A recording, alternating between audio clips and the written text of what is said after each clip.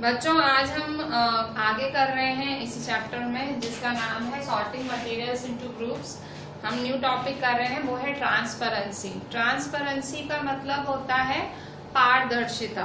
What does that mean? Transparency मतलब through out देखना।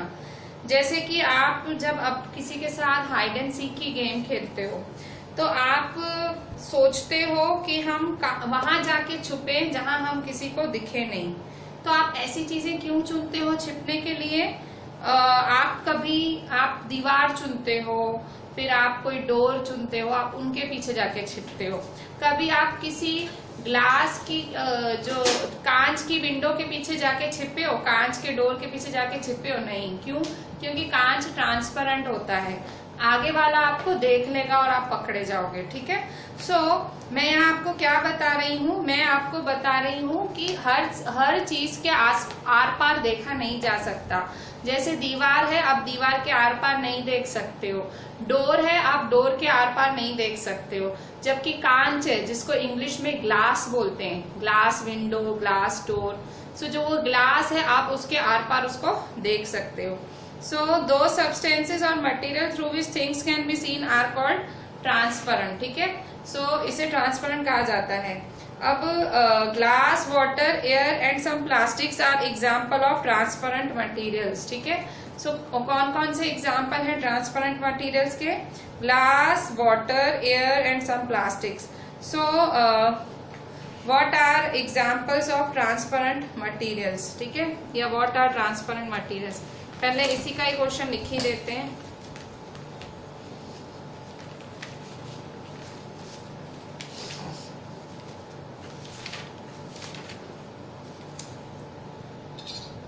पहले ट्रांसपेरेंट की डेफिनेशन लिखते हैं। Define transparent materials. Define transparent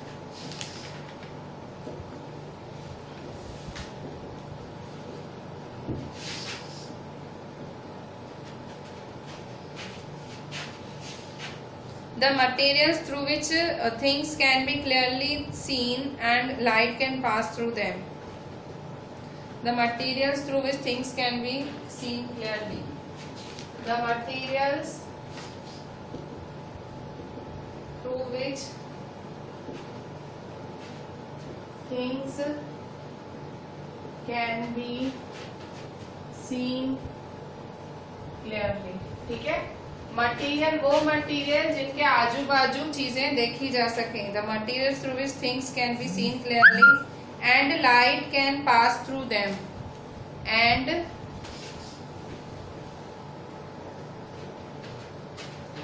light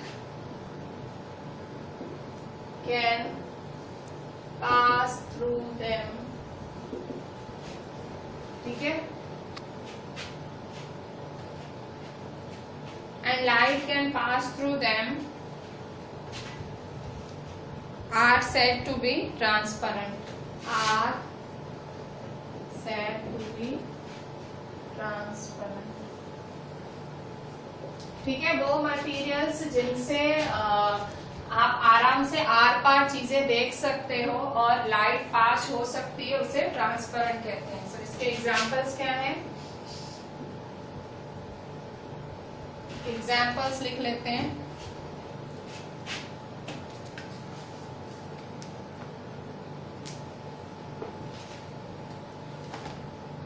glass, water, air और एंड सम प्लास्टिक्स। ठीक है। Glass, water, air and some plastics. ठीक है। सो ट्रांसपेरेंट मटेरियल्स क्या होते हैं? वो मटेरियल्स जिसके आर पार आप चीजें देख सकते हो और उसे ट्रांसपेरेंट कहते हैं। Glass, water, air and some plastics. ठीक है। सो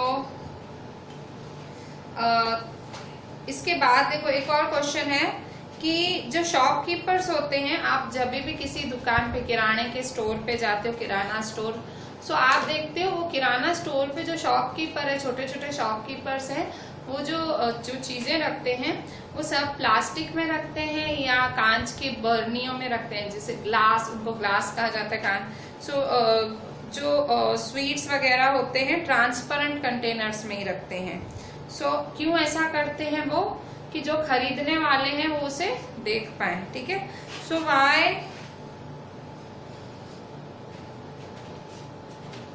why shopkeepers use transparent containers?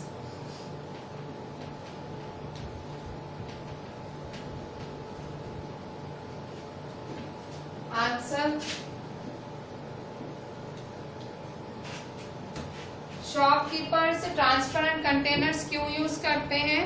So transparent क्या होता है, द मटेरियल्स, क्यों, तो वो इसलिए यूज करते हैं ताकि जो बायर्स हैं, जो खरीदार हैं, वो आराम से चीजें देख सकें, ठीक है।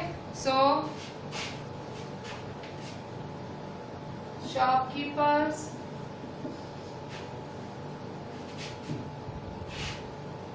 usually prefer to keep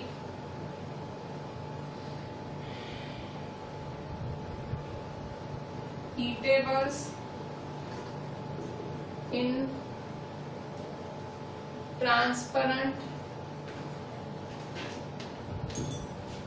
containers. Transparent containers मतलब कांच के या प्लास्टिक के, ठीक है। Transparent containers so that buyers can easily see this items, so that buyers can easily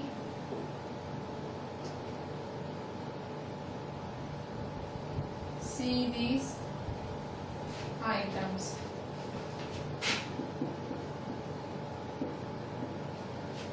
ठीक है, मतलब शॉपकीपर्स ट्रांसपेरेंट कंटेनर्स इसलिए यूज करते हैं कि भाई जो बायर्स हैं, जो खरीदार हैं, वो इन आइटम्स को आराम से देख पाए, ठीक है। फिर मतलब उनको घड़ी घड़ी बताना ना पड़े, जैसे आप बोलते हो ना कि ये चॉकलेट है, ये कंपनी का चॉकलेट है, ये चीज है, तो वो ट्रांसपेरेंट में ही रखते हैं, भाई खुद ही देख लो, ठीक है। अच्छा, और इसके अलावा कुछ ऐसी चीजें होती हैं जिनसे आप आर पार नहीं देख सकते हो, ठीक है। अगर मैं आपको बोलूं कि भाई एक वुडन, जैसे एक वुड का कुछ वुड का कोई चीज है, मैं कहूँ आप इसके आसपास देखो तो नहीं देख पाओगे, पत्थर की चीज है, इसके आसपास देखो तो नहीं देख पाओगे, ठीक है। सो कार्डबोर्ड है, एक कार्टन है, इतना बड़ा कार्डबोर्ड है, उसके आसपास नहीं देख पाओगे। मेटल कंटेनर है, उसके आसपास नहीं देख पाओगे। तो ऐसी भी कई चीजें होती है कि आप आसपास देख नहीं सकते हो।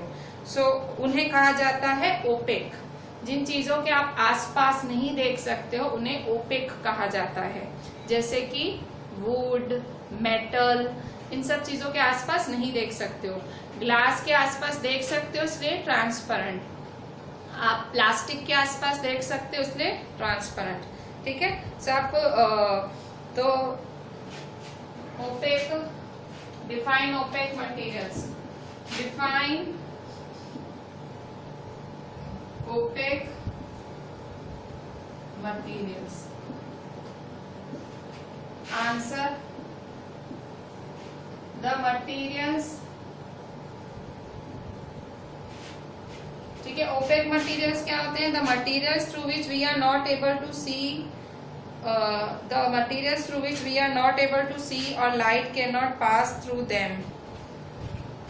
The materials through which we are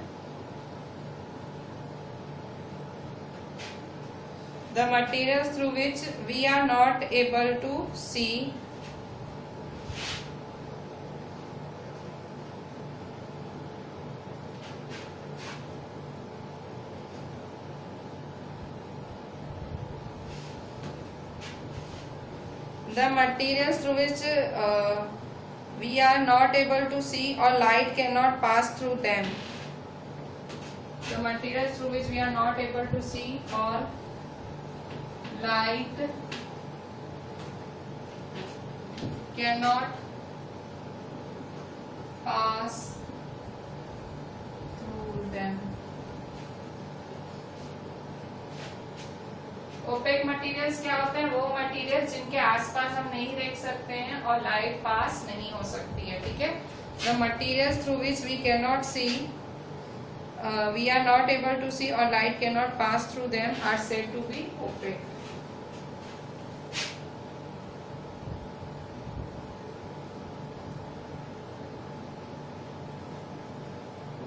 ठीक है। फोर्थ नंबर,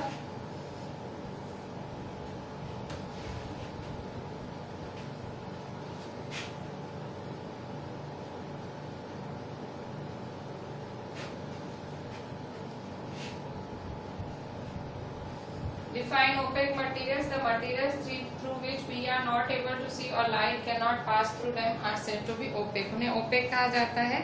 और उसके एग्जाम्पल्स क्या हैं ओपेक के? सो ओपेक के एग्जाम्पल्स हैं वुड, कार्डबोर्ड एंड मेटल्स। ठीक है, एग्जाम्पल्स हैं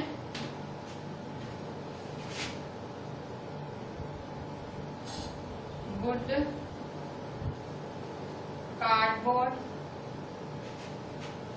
and metals.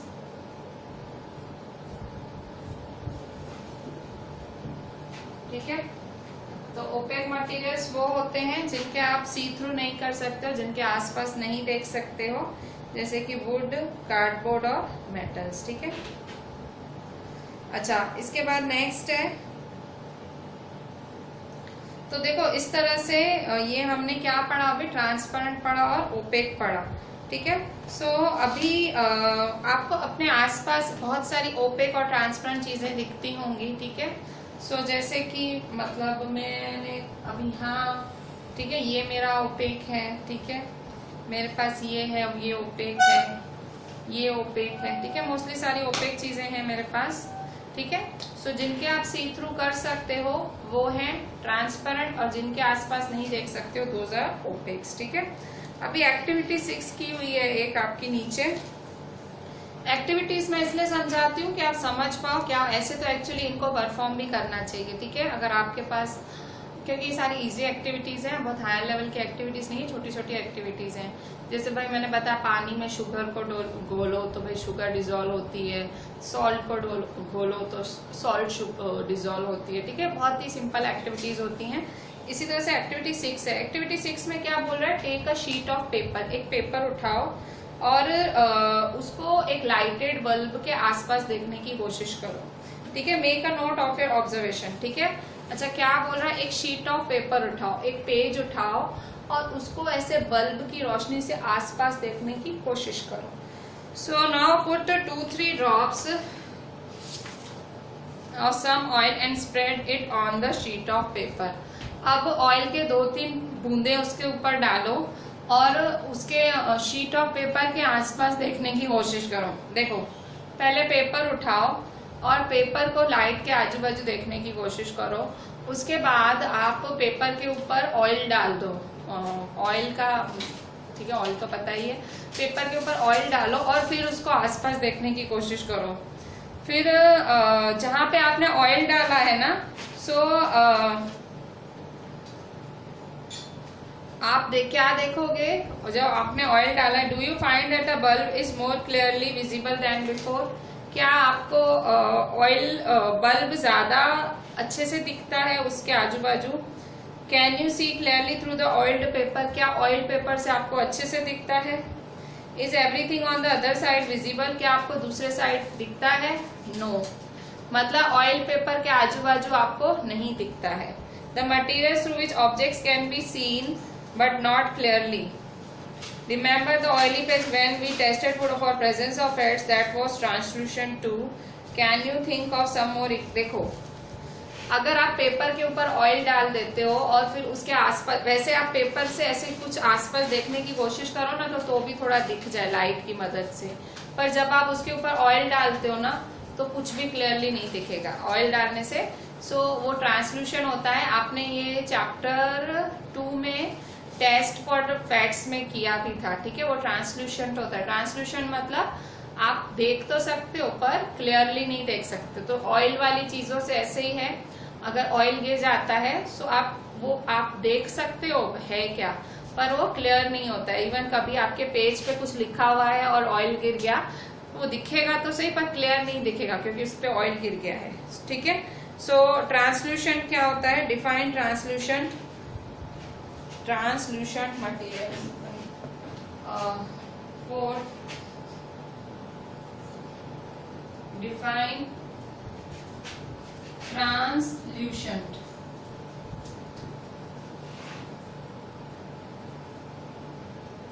Answer, translucent materials क्या होता है? The materials through which objects can be seen but not clearly and light can pass partially through them. ठीक है, वो मटेरियल्स जिनके आप ऑब्जेक्ट्स देख सकते हो पर क्लियरली नहीं देख सकते हो, और लाइट थोड़ी थोड़ी पास होगी। ठीक है, पूरी पास नहीं होगी। मतलब फिर से वो मटेरियल जिनके आसपास आप चीजें नहीं देख सकते हो क्लियरली, और लाइट है पार्शियली पास होगी। ठीक है, तो translucent, the materials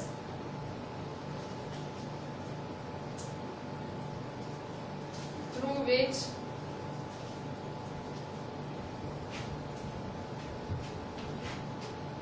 objects can be seen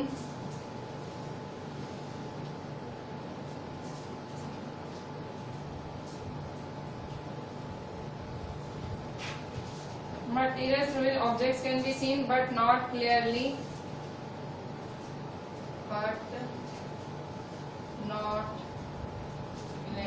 ठीक है, क्लियरली नहीं देख सकते हो, and light can pass partially through them, and light can pass partially through them.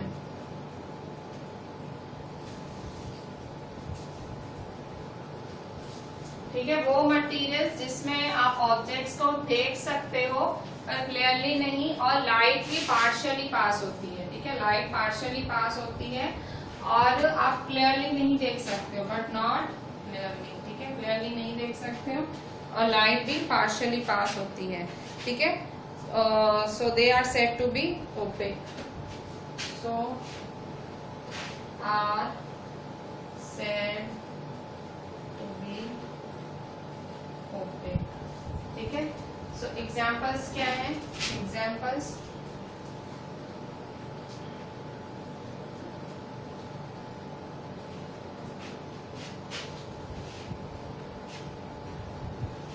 So examples हैं ओपेक के। क्या एग्जाम्पल्स हैं? So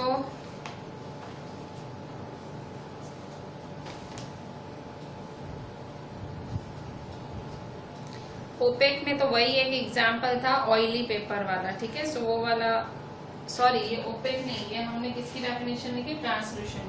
the materials through which objects can be seen but not clearly and lights can pass partially. ठीक है, सो translucent. Translucent क्या होता है? ट्रांसल्यूशन जिससे वो मटेरियल जिनसे ऑब्जेक्ट्स आप देख सकते हो पर क्लियरली नहीं, और लाइट भी थोड़ी सी ही पास होती है। आप ऑयल के साथ ऐसा करके देखना, पेपर पे ऑयल गिराना और ऐसे टॉर्च लगा के देखना। ठीक है, सो आपको हल्का सा थोड़ा सा दिखेगा और आपको क्लियरली नहीं दिखेगा, हल्का हल्का दिखेगा, और लाइट भी थोड़ी थोड़ी पास होगी। ठीक है, सो इसका एग्जाम्पल क्या है? एग्जाम्पल है ऑयली पैच ऑन पेपर। ठीक है, सो ऑयल्ड पेपर। सो एग्जाम्पल है ऑयल्ड पेपर।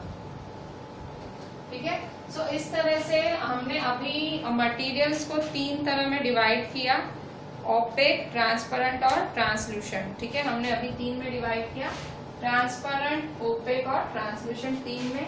ट्रांसपेरेंट क्या होते हैं? ट्रांसपेरेंट वो होते हैं जो क्लियरली दिखते हैं, थिंग्स जो क्लियरली दिखते हैं और लाइट पास होती है। ठीक है, वो ट्रांसपेरेंट। ओपेक क्या होते हैं? ओपेक जिनसे हम देख ही नहीं सकते हैं और लाइट भी पास नहीं होती है। ठीक है, इनमें हम इनके आर पार देख सकते हैं और लाइट भी पास हो सकती है, इनके आर पार नहीं देख सकते हैं और लाइट भी पार नहीं होती है। ट्रांसल्यूशन क्या होता है? ट्रांसल्यूशन जिनसे हम देख सकते हैं पर क्लियरली नहीं, और लाइट भी थोड़ी सी पास होती है। ठीक है, ट्रांसल्यूशन में सब थोड़ा थोड़ा होता है, लाइट भी थोड़ी सी पास होती है और देख भी थोड़ा सा सकते हैं। ठीक है, सो इस तरह से ये तीनों मटेरियल्स थे। मैं पेज नंबर 32 आपकी एनसीईआरटी में नीचे इन्होंने फिगर 4.9 दिखाई है कि आप अपना पाम, ये आपका जो पंजा है वो टॉर्च के ऊपर रखो। इन्होंने फिगर 4.9 पे कुछ ऐसा ही दिखाया है एक्टिविटी जैसा। आपका पाम आप उसके टॉर्च के ऊपर रखो। तो पहली switch on the torch and observe the other side. She wants to know whether palm is an opaque transparent material. So आपका पाम क्या है, जो अगर आप लाइट ऊपर रख रहे हो, हाथ रख रहे हो, तो पाम क्या है, वो क्या होगा, ओपेक है, ट्रांसपेरेंट है कि ट्रांसल्यूसेंट है। सो अब पहली को उसका आंसर चाहिए, आप बताओ बच्चों। जो ये 4.9 पे ये हमारी पहेली ने एक्टिविटी पूछी है कि जब टॉर्च की लाइट होती है तुम उसके ऊपर पाम रखते हो तो वो क्या है, ओपेक है, ट्रांसपेरेंट है, ट्रांसल्यूसेंट है, उसने क्वेश्चन किया है। सो मैं वो करके ही देख लेती हूँ। मेरे पास टॉर्च नहीं है पर मैंने ये आपके सर का फोन लिया है, मैं इसके ऊपर पाम रखती हूँ। ठीक है, सो मैं यहाँ पाम रख के देखती हूँ। सो मैंने पाम, देखो यहाँ मैं पाम रखती हूँ। ठीक है, सो हल्की सी देखो मेरे को लाइट दिख रही है, मेरे पाम के आजू बाजू हल्की लाइट देखो, अगर आपको दिख रही हो, मेरे को तो दिख रही है, देखो। सो यहाँ मैंने लाइट के ऊपर हाथ रख दिया है और मेरे को पाम के उस साइड, मेरी हथेली के उस साइड थोड़ी सी लाइट दिख रही है। इसका मतलब क्या हुआ, हल्की सी लाइट दिख रही है, इसका मतलब ये है ट्रांसल्यूसेंट। ठीक है, अगर ओपेक होता ना थोड़ी सी भी लाइट नहीं दिखती थी, वो ऐसे पाम रखती थोड़ी सी भी लाइट नहीं दिखती, पर पाम के उस साइड आपको दिख रही होगी। ठीक है, थोड़ी सी लाइट दिख रही है, इसका मतलब ये ट्रांसल्यूसेंट है। सो अगर आप किसी ऑब्जेक्ट के ऊपर अपना मतलब टॉर्च के ऊपर अपना हैंड रख रहे हो, जलती हुई टॉर्च के ऊपर, सो दैट इज ट्रांसल्यूसेंट। जो पहली ने आपको फिगर 4.9 में क्वेश्चन किया है उसका आंसर है ट्रांसल्यूसेंट। ठीक है, इवन आप पूरा हाथ रख दो, मैं उंगली देखो मेरा थंब रखती हूँ, सो थंब रखती हूँ तो भी देखो लाइट पास हो रही है, दिख रही है, हल्की लाइट पास हो रही है। सो यहाँ देखो थंब रखने से भी लाइट, तो मतलब आप अपना हाथ अगर अब लाइट के ऊपर रखते हो तो दैट इज ट्रांसल्यूसेंट। ठीक है, सो मटीरियल्स, आपने क्या देखा कि मटीरियल है ना अलग अलग होते हैं, आपने देखा में अलग अलग होते हैं और वो वाटर के साथ या लिक्विड्स के साथ मिक्स हो जाते हैं। वो फ्लोट हो सकते हैं, सिंक हो सकते हैं, ट्रांसपेरेंट, ओपेक, ट्रांसल्यूसेंट हो सकते हैं। सो मटीरियल्स को आप उनकी सिमिलैरिटीज या डिफरेंस के हिसाब से आप उनको क्लासीफाई कर सकते हैं। सो आपको मटेरियल्स को ग्रुप क्यों करना पड़ता है, सो हमारी रोज की लाइफ में हम मटेरियल्स को ग्रुप करते हैं हमारे कन्वीनियंस के हिसाब से। घर पे आप है ना चीजें इस तरह से रखते हैं कि एक जैसे ऑब्जेक्ट्स एक साथ प्लेस किए जाएं। इस अरेंजमेंट को हम देखो, मतलब आपने पूरा चैप्टर पढ़ डाला, मतलब आपने सारा चैप्टर पढ़ा, सॉर्टिंग थिंग्स वाला क्यों पढ़ा, तो देखो साइंस, जो साइंस है ना, ये जो साइंस चीज है, जो सब्जेक्ट है, वो एक्चुअली आपकी डेली लाइफ में यूजफुल है, आपकी लाइफ में इसका हिस्सा है। कैसे, तो देखो हम ये चैप्टर किस पे है, सॉर्टिंग मटेरियल्स इनटू ग्रुप, कि मटेरियल्स को ग्रुप में अरेंज करो। अब देखो इसका इम्पोर्टेंस आपकी लाइफ में भी है। आप घरों में, आपकी मदर है, किचन का सामान किचन में ही रखती है, कभी आप किचन का सामान वो बेडरूम में नहीं रखेगी। आप चाय, शक्कर, चाय पत्ती, नमक, जो भी आपको ढूंढना है वो चीज आप हमेशा किचन में ही ढूंढोगे। क्यों, क्योंकि आपकी मदर ने उनको ऐसे ग्रुप किया है, उनकी सॉर्टिंग ऐसे की है, उनको अरेंज ऐसे किया है कि भाई किचन की चीज है तो किचन में ही रखूंगी। और आपकी बुक्स हैं, हमेशा आपकी बुक्स आपकी मदर आपके बुक्स वाले ड्रॉअर में ही रखती हैं। वो बुक्स आपकी कभी आप किचन में नहीं रख देती हैं, ओवन के ऊपर नहीं रखती हैं या थालियों के अंदर नहीं रखती हैं। क्यों, क्योंकि वो, तो ये क्या है, आप क्यों ग्रुपिंग, देखो हमारी लाइफ में भी इतनी इम्पोर्टेंट है। छोटी छोटी चीजें हमारी लाइफ को इतनी आसान बनाती हैं, ठीक है। अगर ये अरेंजमेंट नहीं होता, एक बुक देखो आपकी गुम हो जाए, आपका पूरा दिन खराब, ठीक है। पूरा दिन पूरा घर और बुक ढूंढता है, आपका सर पूरा चकरा जाता है बुक ढूंढ ढूंढ के। सो अरेंजमेंट इतनी ज्यादा इंपॉर्टेंट है। तो अरेंजमेंट, सॉर्टिंग, ये जो चैप्टर है ये आपकी लाइफ मतलब ये यूजफुल है in your life. Sorting materials into groups, मतलब मटेरियल्स को ग्रुप्स में, सो इतना ज्यादा जरूरी है, ठीक है। पूरा चैप्टर पढ़ डाला, पर क्यों पढ़ा? क्योंकि हमारी लाइफ में बहुत ज्यादा जरूरी है कि हम चीजों को सॉर्ट आउट करें, चीजों को अपने सही स्थान पे रखें, ठीक है।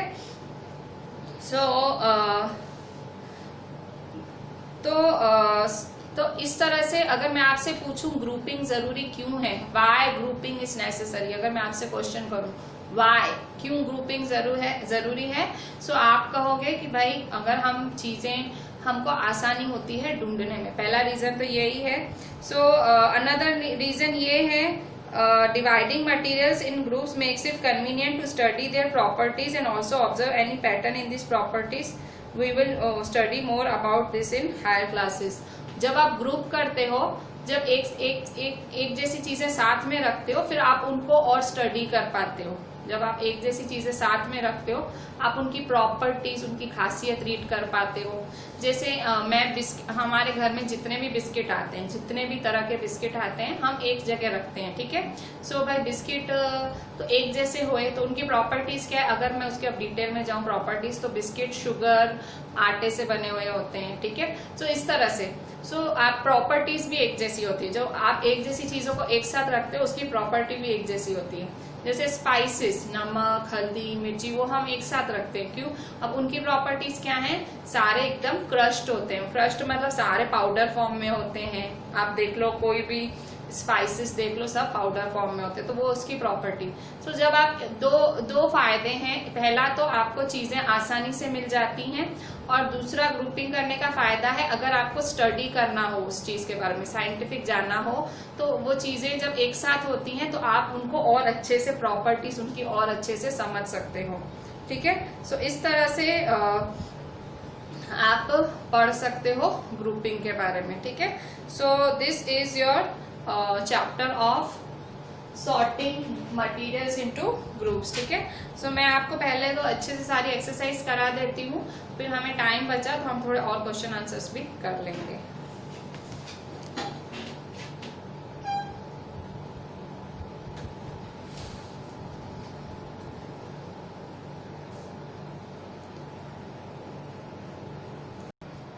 बच्चों अब एक्सरसाइजेस देख लो। क्वेश्चन 1 है, name 5 objects which can be made from would. 5 चीजों के नाम लो जो कि वुड से बनाए जा सकते हैं। सो आंसर है, जो भी चीजें वुड से, लकड़े से बना सकते हो, उन चीजों के नाम लिखो। Table, chair, doors, boat, bed, ठीक है। सो आंसर है table, chair, door, boat, bed, ठीक है। ये सारी चीजें आप वुड से बना सकते हो, ठीक है। नेक्स्ट देखो question 2, select those objects from the following which shine. Shine मतलब लस्टर, चमक, भाई जो थोड़ी चमक मारती है। सो क्वेश्चन 2 आपको शाइन वाली चीजें लिखनी है, ठीक है। सो क्वेश्चन 2 में शाइन वाली चीजें लिखनी है। मैं एक्सरसाइज सॉल्व कर रही हूँ। क्वेश्चन 2 में शाइन वाली चीजें लिखनी है, जो चीजें चमकदार होती हैं, वो लिखी हुई है। इन्होंने 1 2 3 4 चीजों का नाम लिखा है। बताओ कि उसमें से शाइन कौन करेगा। सो ग्लास बाउल, कांच का कटोरा। उसके बाद प्लास्टिक टॉय, एक प्लास्टिक का टॉय। तीसरा है स्टील का स्पून, स्टील का चम्मच। और चौथा है कॉटन की शर्ट। तो इन चारों में से शाइन कौन करेगा? सो ग्लास बाउल और स्टील स्पून, ठीक है। Glass bowl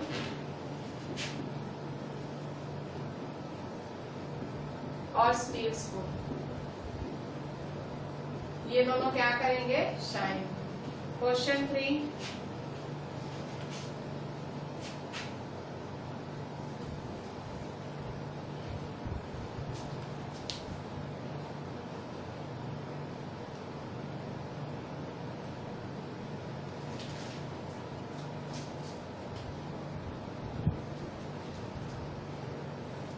Match the objects given below with the materials from which they could be made. Remember, an object could be made from more than one material and could be used for making many objects. ठीक है, question 3 है, objects को match करना है. ठीक है, सो objects को match करना है, मैचे विद भी है. ठीक है, सो ऑब्जेक्ट्स और मटेरियल्स लिखे हुए हैं. सो यहाँ पे इसका मैं आपके लिए क्वेश्चन भी लिखती हूँ. ठीक है, match the objects given below with the materials from which they could be made. ठीक है, सो यहाँ ऑब्जेक्ट्स लिखे हुए हैं और यहाँ मटेरियल्स. इसमें मैं क्वेश्चन भी लिख रही हूँ. सो यहाँ ऑब्जेक्ट्स और मटेरियल्स हैं. बुक, फिर टम्बलर, फिर चेयर,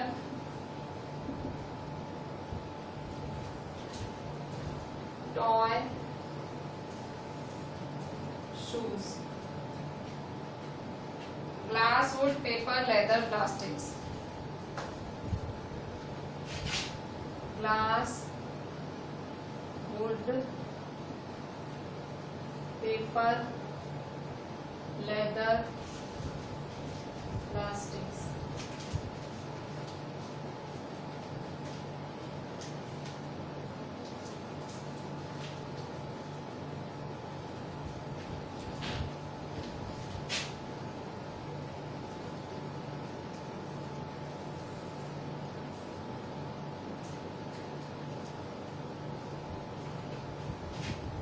देखो अभी ये अच्छा, बुक किससे बनता है? सो मैच करो, बुक किससे बनता है?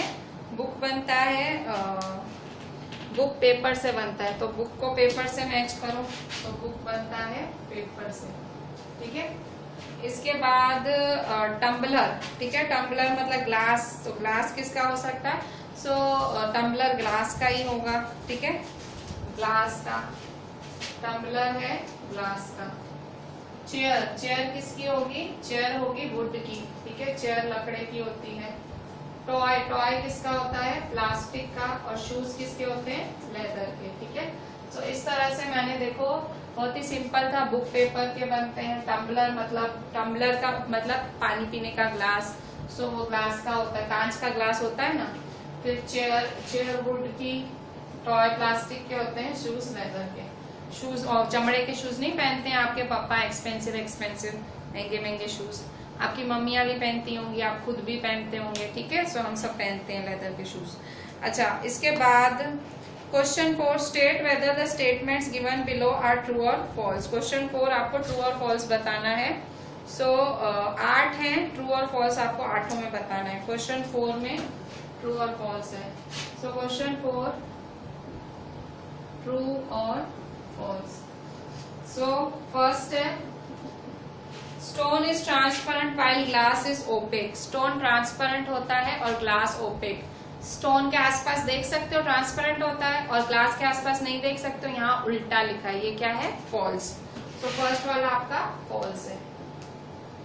सेकंड है, मैं पेज नंबर 33 पे क्वेश्चन 4 का ट्रू फॉल्स कर रही हूँ. सेकंड है, A notebook has luster while eraser does not.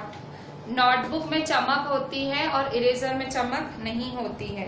So this is true है कि फॉल्स है? So this is also false. ना नोटबुक में चमक होती है, इरेजर किसी में चमक होती नहीं. So this is false.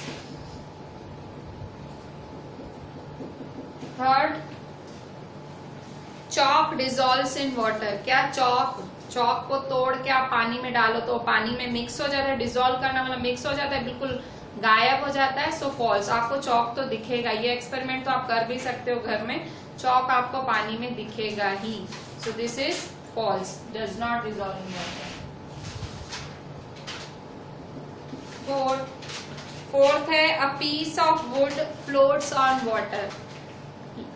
लकड़े की वस्तु पानी पे तैरेगी. So that is also false. भारी वस्तु तो डूब जाती है, वो तैरती नहीं है. सो फ्लोट मतलब तैरना, सिंक मतलब डूबना. सो ये भी क्या है? False. So this is also false. ठीक है, एक second. A piece of wood floats on water, तैरना. ठीक है, piece of wood floats on water. Piece of wood, sorry, wood का पीस, मैंने कुछ और समझ लिया। वुड, वुड मतलब लकड़ा, लकड़ा तैरता है, हाँ तैरता ही है ना, वरना बोट डूब नहीं जाती। लकड़े, बोट नाव होती है, नाव वो तो लकड़े की तो होती है, वुड की मैंने कुछ और समझ लिया, सॉरी, मैंने मतलब कुछ और ही समझ लिया। वुड मतलब लकड़ा होता है। सो लकड़े की वस्तु तैरती है। सो पानी पे ऑब्वियसली सबसे बेस्ट एग्जांपल बोट का है, बोट तैरता है, ठीक है, और कुछ नहीं सोचो। नाव जो कि वुड की लकड़े की होती है वो तैरती है, ठीक है। So true, so fourth one is true.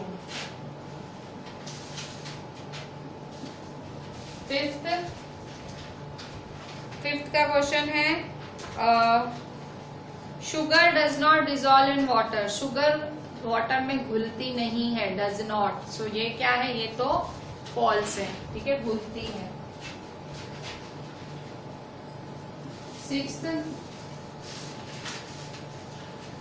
Sixth है आपका कि oil mixes with water. Oil पानी के साथ मिक्स हो जाता है। Oil mixes with water, oil पानी के साथ मिक्स हो जाता है। सो ये गलत है, ऑयल और पानी मिक्स नहीं होते हैं। सो ये भी क्या है, false. 7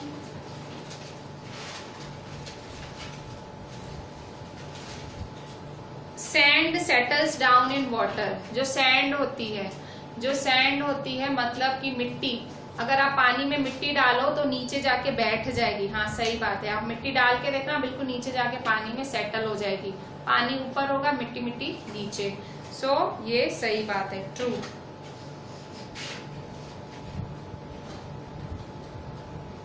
8 vinegar dissolves in water, ठीक है। विनेगर वाटर में डिजोल्व करता है, विनेगर पानी में घुलता है। सो विनेगर डिजोल्व्स इन वाटर, पानी में घुलता है विनेगर। सो उसे हम क्या कहेंगे, ट्रू, पानी में घुलता है, ट्रू, ठीक है। सो इस तरह से ये हमारा क्वेश्चन 4 हुआ। Question 5 given below are the names of some objects and materials, ठीक है। सो क्वेश्चन 5 है, कुछ ऑब्जेक्ट्स और मटेरियल्स लिखे हुए हैं, उन्हें ग्रुप करो, ठीक है।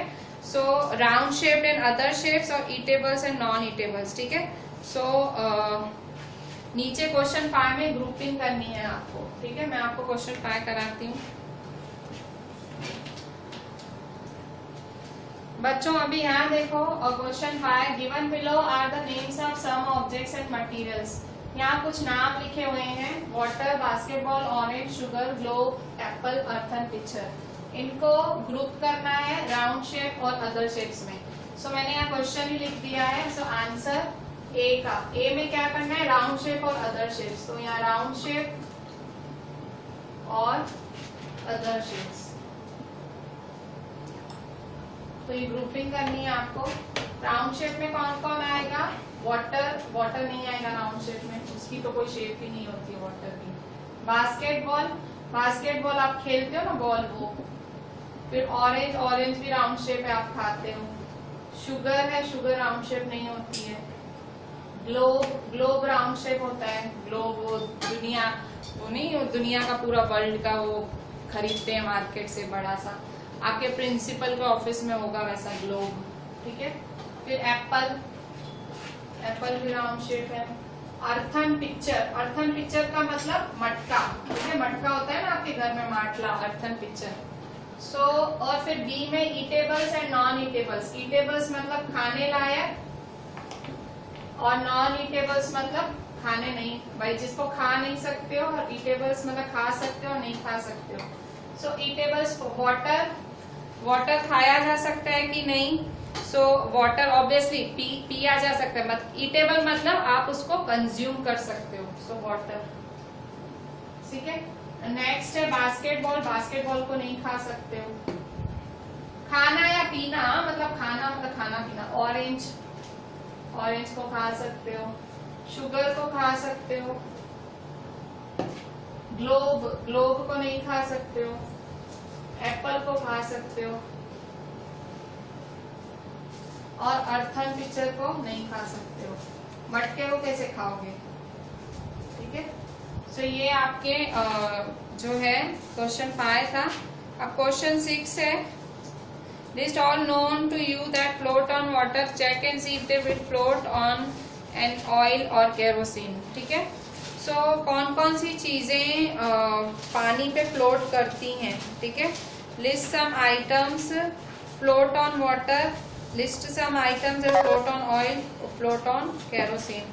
ठीक है, सो क्वेश्चन 6 है, कह रहा है पहले उन चीजों के नाम लिखो जो कि पानी में तैरती हैं। List all items known to you that float on water. Question 6,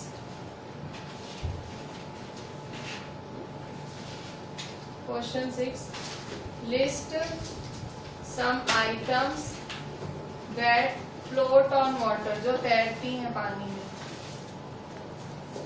फिर चेक करो कि वो फ्लोट करती हैं ऑयल पे या केरोसिन पे। सो ए फ्लोट ऑन वाटर। ठीक है, लिस्ट है फ्लोट ऑन वाटर की। फर्स्ट पेपर, सेकेंड वुड, ये सारी पानी पे तैरती हैं चीजें। थिन प्लास्टिक शीट्स, चौथा वैक्स, पांचवा आइस, छठा थर्माकोल, सातवां ऑयल। तो ये सारी चीजें पानी पे तैरती हैं। अच्छा, अब ये इनमें से वो चीजें लिखो जो ऑयल में भी तैरेंगी। अब नेक्स्ट लिखना है, ये मैंने डायरेक्ट आंसर ही लिख दिया। ठीक है, अभी ये फ्लोट ऑन वाटर था, अभी फ्लोट ऑन ऑयल। कौन सी चीजें ऑयल में तैरेंगी? सो ऑयल में क्या तैर सकता है? पेपर, पेपर ऑयल पे दिखेगा। फिर प्लास्टिक शीट पे, प्लास्टिक की शीट मतलब प्लास्टिक का पतला शीट। वैक्स, मेण, मेण भी आपको ऑयल पे तैरती दिखेगी। फिर फोर्थ है थर्मोकॉल, थर्मोकॉल भी ऑयल पे तैरेगा। थर्मोकॉल होता है ना, वो मजा आता है आपको वैसे तोड़ने में, मजा आता है थर्मोकॉल। फिर वुड, ठीक है, लकड़ा भी ऑयल पे तैरेगा। ठीक है, फिर ये ए बी, फिर एक सी की भी लिस्ट है जो केरोसिन पे तैरेंगी। कौन सी चीजें केरोसिन में तैरेंगी? सो सी नंबर, केरोसिन पे कौन सी चीजें तैरेंगी?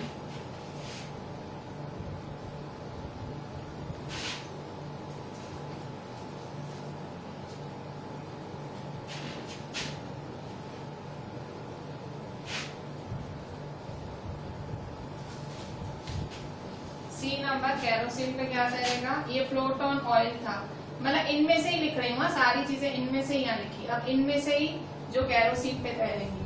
ठीक है, सो सी फ्लोट ऑन केरोसिन। केरोसिन पे क्या क्या तैरेगा? इनमें से, इन सातों में से क्या क्या केरोसिन के ऊपर तैरेगा? So paper तैरेगा। पेपर तो तीनों में तैर ही रहा है, पेपर। फिर दूसरा है थर्मोकॉल, थर्मोकॉल भी तैरेगा। और तीसरा है थिन प्लास्टिक शीट। ठीक है, थिन प्लास्टिक शीट। ठीक है, अच्छा, अब मेरी क्वेश्चन 7 देखो। Find the odd one out of from the following. Find the odd one out from the following. Find the odd one out from the following.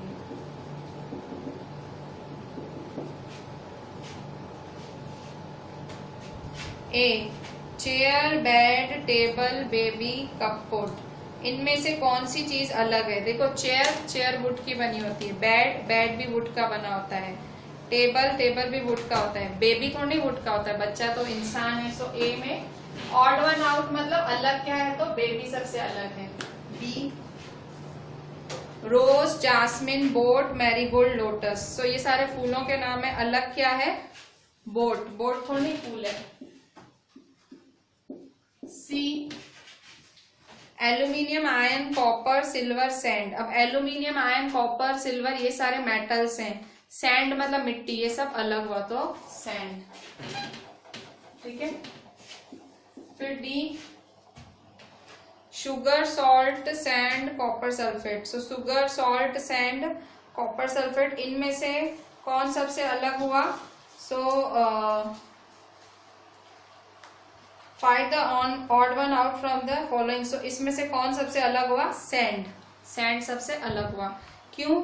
अगर आप शुगर पानी में डालोगे ना वो मिक्स हो जाएगी, वाटर पानी में डालोगे तो वो मिक्स हो जाएगा, पर अगर आप आप सैंड पानी में डालोगे तो मिक्स नहीं होगा। कॉपर सल्फेट भी मिक्स हो जाता है। कॉपर सल्फेट एक केमिकल होता है जो केमिस्ट्री लैब में दिखता है, अगर वो पानी में डालोगे ना ब्लू कलर का होता है तो पूरा पानी ब्लू हो जाएगा, मतलब मिक्स हो जाएगा उसमें। सो सैंड मिक्स नहीं होता है। सो डी है, सी में भी सैंड है और डी में भी सैंड है, ठीक है। तो इस तरह से हमने ये आज फाइनली चैप्टर कंप्लीट किया, हमारा 4th chapter. The name was sorting materials into groups. आप अच्छे से सब मुझे लिख के भेजिएगा, और जो ऑब्जेक्टिव्स हैं इस टेक्स्ट बुक के ऑब्जेक्टिव्स हैं वो भले आप टेक्स्ट बुक में ही लिख लीजिएगा और टेक्स्ट बुक की फोटो भेजिएगा, और जो थोड़ा बड़ा है क्वेश्चन आंसर्स वगैरह या कुछ और है वो नोटबुक में लिखिएगा। वाली छोटी छोटी चीजें टेक्स्ट बुक के अंदर ही कंप्लीट कर लीजिएगा। चलें, थैंक यू।